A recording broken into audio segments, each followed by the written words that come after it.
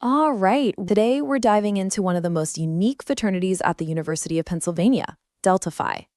We're going to give you the brutally honest evaluation to see what really makes this chapter tick. So if you're thinking about Greek life in the Ivy League, you already know it's a completely different world, especially at a place like Penn, where that intense ambition and social life just smash into each other.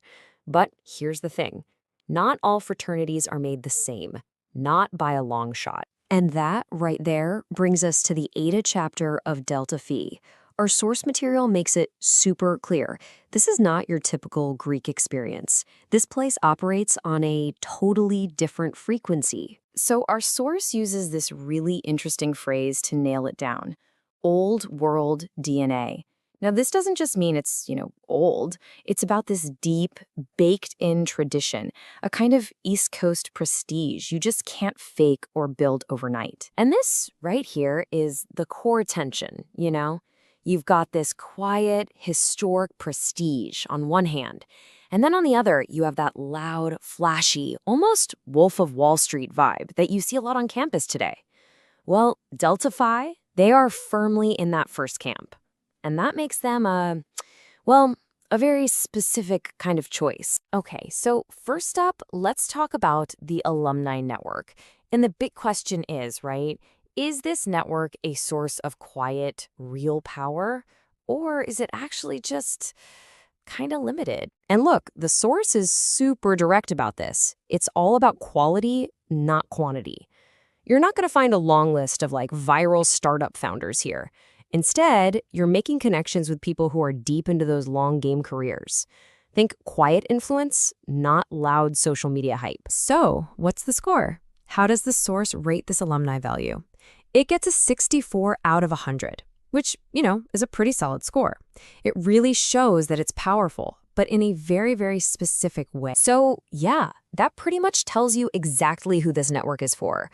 If you're aiming to clerk for a judge, or you want an intro at some old school finance firm, or maybe land a job in DC policy, then yeah, this network is gold. Absolutely invaluable. But if your plan is to be the next TikTok star, probably not your scene. Okay, let's switch gears. What about the social scene? The two words you need to know here are discreet and off radar. Again, the source doesn't beat around the bush. If you're thinking it's going to be like Animal House, think again. You are way off. The events are way more controlled, more upscale. We're talking a private dinner, not some massive blowout rager that ends up all over everyone's Instagram story. And you can see that reflected in the score for the quote-unquote stereotypical frat lifestyle. It gets a 38 out of 100. That's a really low score, and it's totally intentional. They're not even trying to be the biggest party house on campus. So what you have here is a classic trade-off. On the plus side, way less drama, way less chaos. The downside, well, if you're looking for that huge SEC-style party schedule, you're probably going to be disappointed. All right, but what about dating? What about your chances there? The source gives this a 46 out of 100. I mean, that's pretty much smack dab in the middle, totally neutral. So what does that actually mean? Basically, it means the Greek letters on your sweatshirt aren't going to do the heavy lifting for you. The source is pretty clear. If you've got your own game, your own charisma, you'll be just fine.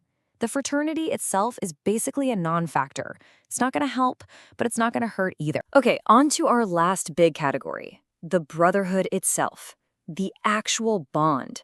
And to dig into this, our source uses let's call it a memorable metric. It's called the homoerotic level, which is really just their unique way of trying to quantify how close the brothers are. Now, before I give you the score, you have to see the scale itself. It goes all the way from a level 1, which is basically business casual roommates, all the way up. Level 4 is what they call the bromance tier. And then it gets more intense from there. So where does Penn's Delta Phi chapter fall on this scale? The source clocks them in at a 4.4 out of 10. A 4.4. So what is that really? It puts them squarely in the bromance tier. And what that means is a real, supportive friendship. We're talking guys who actually cook together, hit the gym together, and give each other real emotional support. It's about a genuine bond, not just some frat guy stereotype. All right, so we've looked at the alumni, the social life, the brotherhood. What's the final verdict here? Let's put it all together. The final score, the overall rating from the source, is a 54 out of 100. But listen, that score is deceiving. It doesn't mean they're average, not at all. It means they are highly specialized. They're great at certain things because they've actively chosen not to do other things. It's that trade-off again, right? It's crystal clear. The pros, they're all about depth. You get that historic prestige, a really selective and tight brotherhood, and a low-drama vibe. The cons, they're all about scale. You're going to have low visibility on campus, a smaller social scene, and an alumni network that's deep, for sure, but definitely not wide. So, when you boil it all down, who should actually join this place? The source gives us a really specific profile. It's for someone who values discretion over being the center of attention. Someone who wants a hand-picked brotherhood, not just a huge chaotic group. Someone who's focused on the long game career-wise. And maybe most importantly, someone who doesn't need their fraternity to define their entire identity. And we're going to leave you with this one last quote from the source, because I think it sums up the whole thing perfectly. Delta Phi at Penn is absolutely not for everybody. It's, and I quote, for the composed insider who understands that in some circles, less is more.